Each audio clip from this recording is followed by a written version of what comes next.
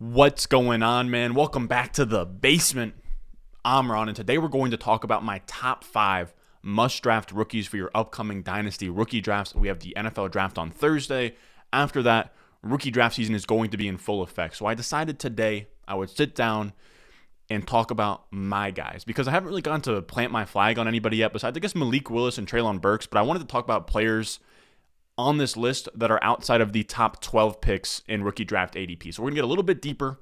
I'm going to plant my flag on 5 players that I will be targeting in every rookie draft next month. So with that being said, make sure you get down below, subscribe, leave a like. If you want my rookie rankings, all that good stuff, my rookie rankings will be updated right after the NFL draft, right after the NFL draft, like Sunday, Monday-ish, patreon.com/Ron Stewart.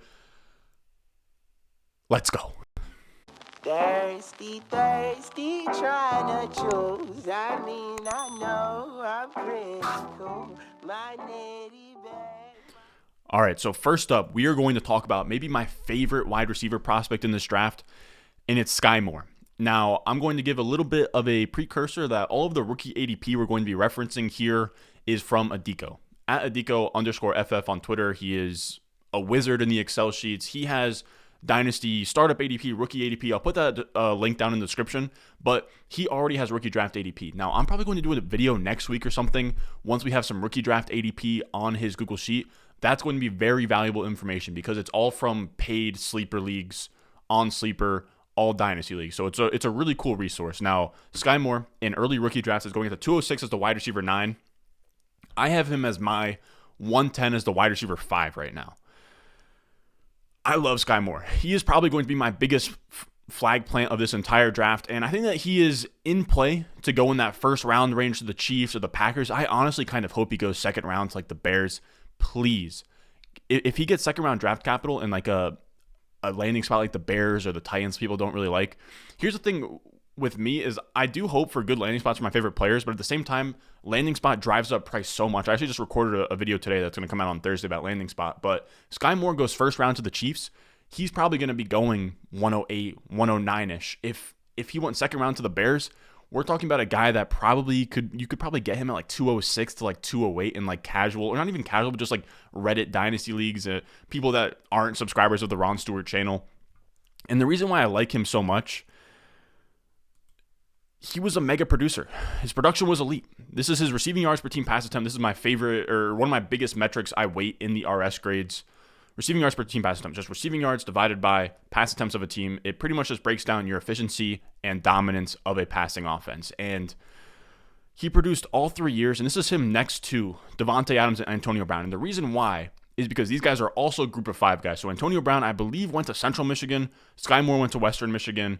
Davante Adams went to Fresno State. These are all small school guys. And I think that the reason why Skyy Moore kind of gets overlooked is because he's a small school guy and everyone kind of puts him in that bucket of, the Dwayne Eskridges of the world.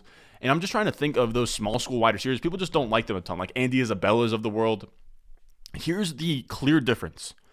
On this chart, as you guys can see, we have year 1, year 2, year 3, year 4. Notice none of these guys have year 4. And it's because they all declared early for the NFL draft.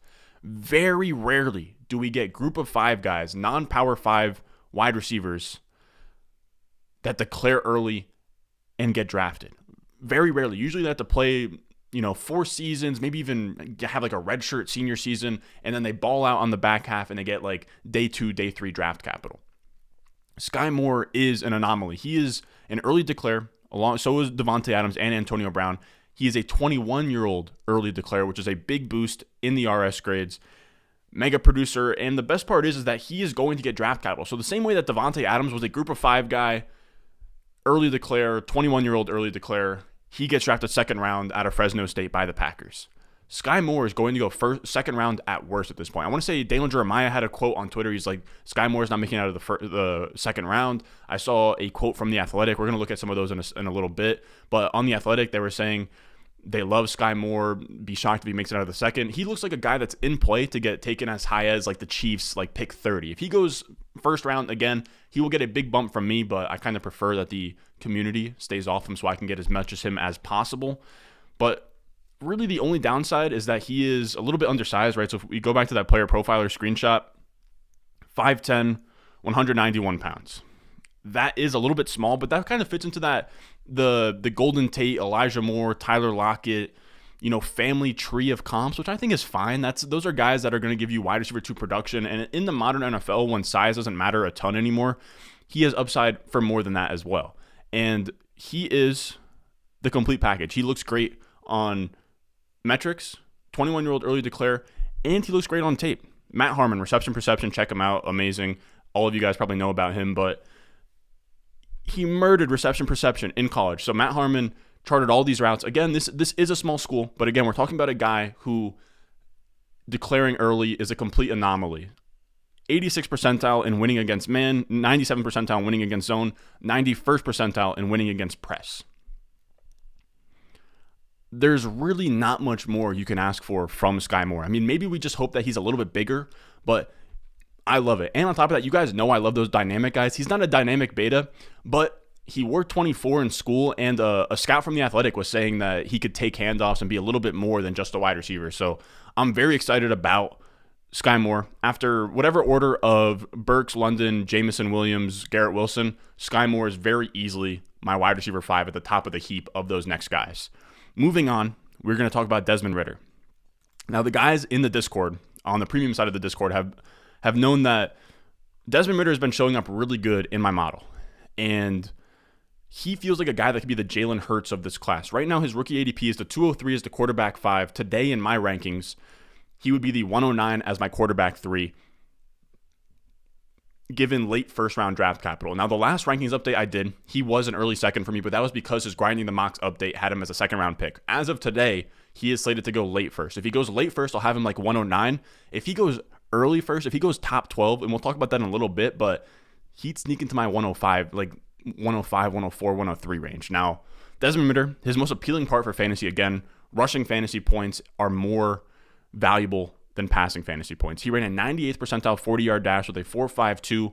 He had a 91-yard rush. His longest rush of his career was 91 yards, which is pretty wild in college, and he qualified as a Konami code rushing archetype QB in my database. He averaged over 20% of Cincinnati's rushing yards during his entire career. He also has like a 9.6 something RAS grade, relative athletic score. He is a great athlete. He's projected to go round 1 as of right now, and he has a ton of rushing upside. And that puts him in this bucket right here, which are all of the gold Konami code QBs. Now, he's not just in here because he's a good rusher. Because if you're just a good rusher and you get first-round draft capital, you could still be like a silver or something. But he's just good enough to get in as a passer. He's not a great passer, but I would probably put him in terms of metrics. I'm not a film guy again. I'm not a film guy, but in terms of metrics, when I'm looking at his metrics, in terms of throwing, he's probably below average to average, right? Probably in like the B- to B range. His big time throw to turnover worthy play ratio, which is the biggest input in my biggest throwing metric input in my model. He had a better big time throw to turnover worthy play ratio. I believe it was like 2.9-ish. It was better than Kyler Murray, Patrick Mahomes, and Marcus Mariota's career best big-time throw to turnover-worthy play ratio. He doesn't turn the ball over a ton. He makes good throws. He's played 4 years in a system at Cincinnati, which a lot of the film guys, again, not a film guy, a lot of the film guys claim that he played in like this pro-style offense with Cincinnati. He's played in big games, and again, this is the bucket he falls into as a gold Konami code QB here. Gold QBs hit top 12 seasons at a 40% rate. As you can see, when we get rushing upside, that completely throws the hit rate on its head. Because when you're a Konami code gold QB, your hit rate is actually a 66% hit rate of a top 12 season. We have 4 out of 6 guys here: Hurts, Daniel Jones, Russell Wilson, Colin Kaepernick. Now, I actually really like, we're going to throw Russell Wilson out. He's not going to be Russell Wilson. But I think Colin Kaepernick and Jalen Hurts are actually really good like ceiling comps for him as long as he gets that first-round draft capital. Now, the wild part is with Desmond Ridder is it wouldn't shock me at all if he went top 12, because there's a real lack of consensus with these QBs where it seems like teams are all over the place with which QBs they like, which QB they have at QB1. And I've seen mocks where Desmond Ridder goes like 8 to Atlanta or 9 to Seattle. And the minute he gets top 12 draft capital, he shoots up from gold Konami to elite Konami code QB. 5 of the top 6 quarterbacks in Dynasty are elite Konami code QBs. We have Mahomes, Lamar Jackson, Kyler Murray, Josh Allen, Deshaun Watson. That's the kind of bucket that Desmond Ridder would fall into if he got top 12 draft capital, just given his stats from college.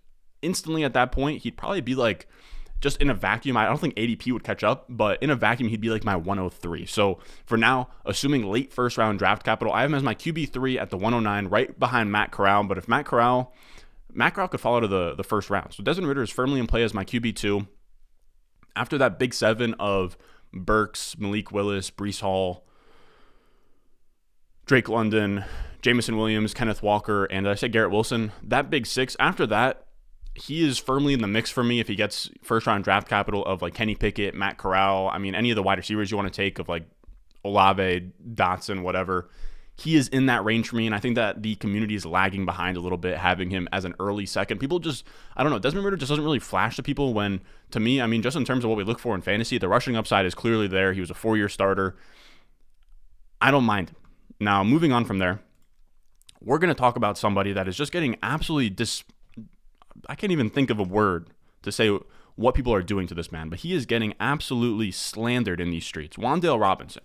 He is going at the 308 as the wide receiver 14 in rookie ADP right now.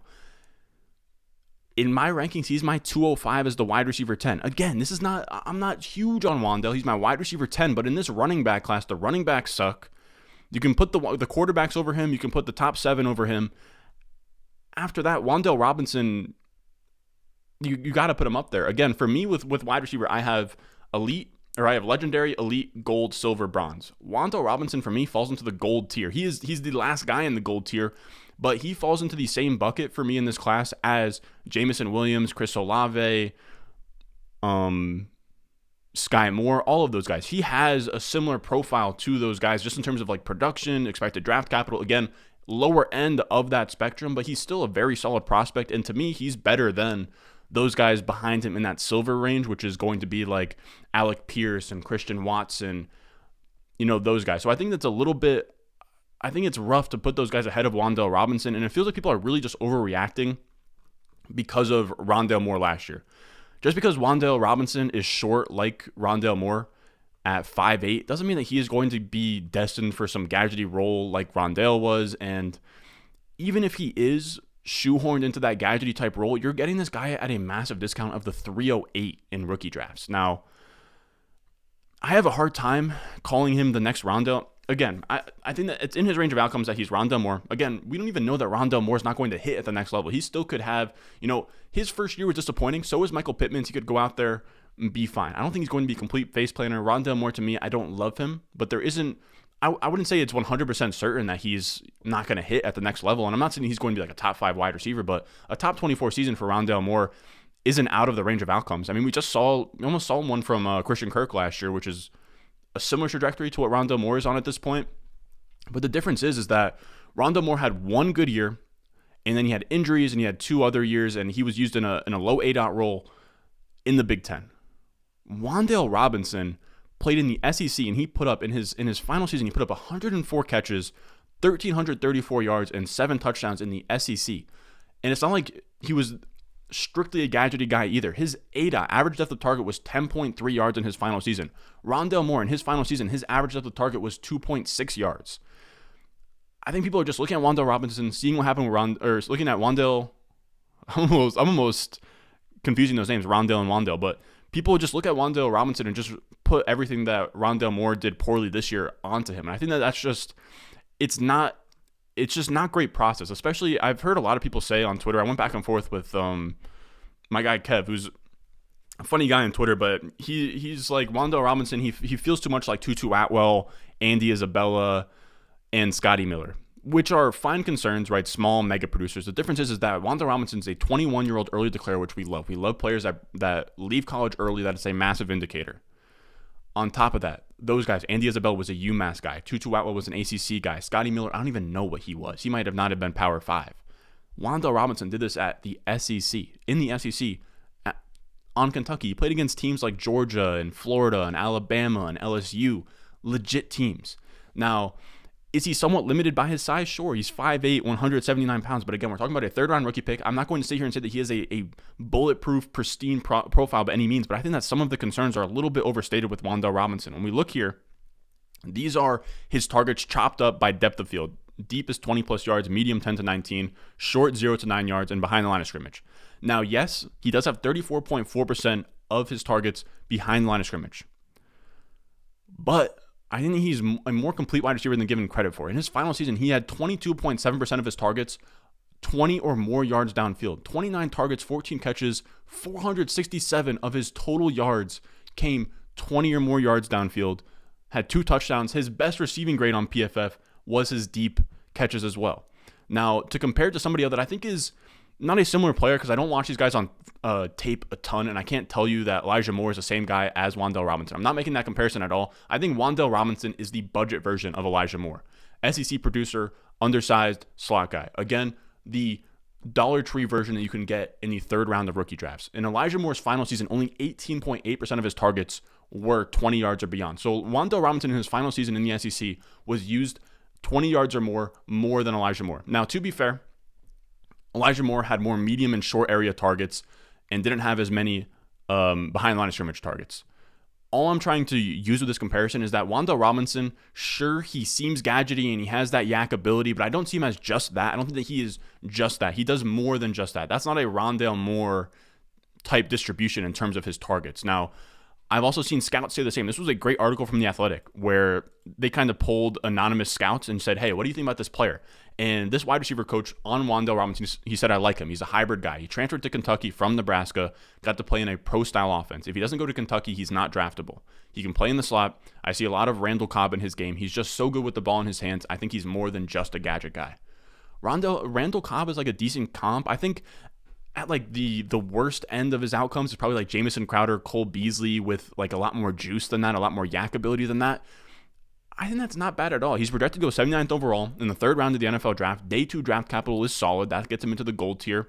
And we haven't talked about it yet in general in terms of how he looks like in terms of receiving yards, in terms of the market share of receiving yards on his offense. But he was really good, man. This is him among a bunch of other short kings. So we have Elijah Moore, Rondale Moore, T.Y. Hilton, Jamison Crowder, Tavon Austin. And when you look here, Wandale Robinson looks good. He was a 3-year mega producer. He hit my thresholds every single year that he was in college. And that's 2 years in the Big Ten on a Nebraska team that was just a really low volume, like very, very like almost like an Army Navy level pass volume. And he looks good, man. I'm not over my heels about him. He's my wide receiver 10, but in the mid-late third round of rookie drafts, it just feels really wild to me. I think that a fair price for him is probably mid to late second round of rookie drafts in Superflex, tight end premium. Just to go over this graph real quick, we have T.Y. Hilton, Rondale Moore. I mean, he is third among the year 1 producers. He's second among the year 2 producers, and he has the best final season of any of them. I'm not saying that means he's a shoo-in. He's going to produce. He's going to be great. He could just be next year's. I mean, not even Rondale, but as a third round guy, he could just be next year's like Diami Brown and not matter at all. And that's completely in his range of outcomes. But I think he's worth a shot, especially given how weak this class is, man. The running backs are really not worthwhile. The running backs you can get in like the third round of a rookie draft, the 308, like it just doesn't make sense to me. Like I don't see taking Wandale Robinson behind guys like, I don't know, like Dameon Pierce and like Brian Robinson of the world. Like I don't see taking a day 3 running back. I don't see why you would take a day 3 running back over a round 3 Wandale Robinson. Now, if Brian Robinson, Tyler Algier, Dameon Pierce, any of those guys go round 3, have at it. But any of those guys go round 4, 5, 6, 7, I don't see the appeal of taking them over Wandale if he goes in the third round. Now, that was a lot of rambling on Wandale Robinson. Let's talk about my other favorite wide receiver, and he looks a little bit more like Skyy Moore. He's kind of the traditional small school wide receiver. Khalil Shakir out of Boise State. He's going right now at the 312 in rookie drafts as the wide receiver 16. For me, he's the 211 as my wide receiver 13. So I'm only three wide receiver spots ahead of consensus. I think it really just comes down to, I see a certain tier wide receivers like Khalil Shakir. I mean, even like Alec Pierce, Wandale Robinson, I would take over any day 3 running back, assuming those guys get day 2 draft capital. Now, the day 3 guys of, whether that's like Calvin Austin, Bo Melton, Jalen Naylor, I'm trying to think of like those other like really fringy wide receivers, but any of those guys, and I know people have like their favorite wide receiver in that range. I'm still trying to think of other guys that are kind of in that area, but those day 3 wide receivers, man, like the Dontario Drummonds and the Romeo Dubes of the world and the, just those really fringe wide receivers, I'm not a fan. Once you get to day 3 wide receivers and none of them have good profiles, take all the running backs in the world. I have videos on it where I said rookie running backs need to be the move in the 3rd and 4th rounds of rookie drafts. But there's a certain group of wide receivers, assuming they get day 2 draft capital, that I think you should be pushing ahead of day 3 running backs. And Khalil Shakir is one of them. He's a really fun prospect. I think he's a pure upside swing, which is fun. He has like, I ran his comps, and I don't know why I didn't have a screenshot to show you guys, but I ran his comps. His ceiling comps were, I want to say, like Cooper Kupp. It was like Cooper Kupp, Eric Decker, Deontay Johnson. He had some fun ones, and no, it wasn't. Cooper Kupp wasn't in there. He had too good of production, but Sterling Shepard, Deontay Johnson, and the third one I said, and Eric Decker all fit, which is pretty cool. He's a alpha wide receiver, which means he has a ton of upside at 6 foot, 196 pounds. He runs a 4.4. He has upside. He could be, I mean, Chase Claypool wasn't a small school guy, but if there was going to be like a Chase Claypool type guy in this draft, it would be Khalil Shakir. Now, the film guys really, really like him. He looks really good on film. I've seen comps on Twitter or, just from Matt Harmon's Reception Perception, comparing him to like Amon-Ra St. Brown, Deontay Johnson, Golden Tate, of these like a little bit bigger slot guys that can do it all. And this is from Matt Harmon's Reception Perception. He did a mini series where he kind of went over a few of these like fringy wide receivers. He just dropped them. Now, he looks pretty good. Against man, he won 70.3% of the time. Against zone, 82.2% of the time. 85.7% success rate against press coverage. Pretty much wins in all phases. Now, those aren't dominant like 90th percentile win rates against any of those, but it's pretty solid across the board. Now, this is what holds a little bit more weight than just that and gives a little bit more context, but Matt Harmon's blurb on him goes, overall, Shakir is the biggest riser for me out of the group featured in the rookie roundup. And the rookie roundup is like him. He looked over, I want to say like Wandale Robinson, Khalil Shakir. He also looked at like a bunch of other fringe guys pretty much. Calvin Austin too. Apparently Calvin Austin popped, which is kind of interesting. But he said his evaluation feels so similar to Amon-Ra St. Brown from last year. He's not flashy, but he's rugged, reliable, and gets the job done. St. Brown's pre-draft reception perception profile discussed a Bud Light Cooper Kupp role for him in the NFL, and that quickly panned out. Shakir might be another light beer version of this archetype. So that like Cooper Kupp, Amon-Ra St. Brown Deontay Johnson, Golden Tate, of those like bigger slot guys that can win against zone. He is in that area. Now, in terms of his production and not what he does on tape, he's pretty good. For a group 5 guy, for a non-power 5 guy, this is as good as it gets right here. He passed the thresholds 3 out of 4 years, and the only year he didn't was his freshman year, which is at a random school. It's tough to come out here, especially when all these guys are like 2, 3-star, 1-star recruits. To come out there on day 1, start as a freshman, is tough. So he doesn't play as a freshman. Hits a threshold in year 2, hits a threshold in year 3, hits a threshold in year 4. For a non-power 5 guy, that's as good as it gets. Produced 3 out of his 4 years. He is right now projected to go 3rd round in grinding the mock. So if he gets 3rd round draft capital, he looks pretty good in terms of his production. He will be a silver wide receiver for me, which is still like not bad. It's like Deontay Johnson, Stephon Diggs, John Brown. It's not bad. It's someone you just take a swing on in like the late 2nd, early 3rd of rookie drafts, and you move on from there.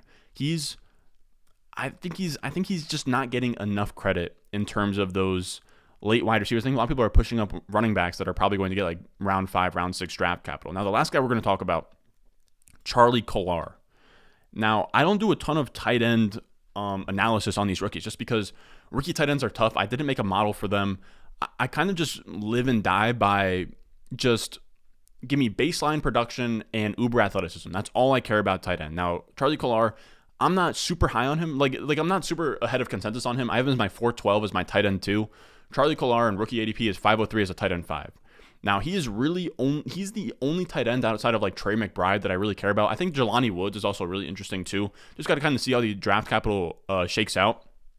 But Charlie Kolar is a freak athlete. He is compared to Austin Seferian-Jenkins on Player Profile, which is a great comp. He is 6'7", 252 pounds, ran a 4.67, 82nd percentile agility score, 87th percentile speed score. He scored a 9.11 relative athletic score.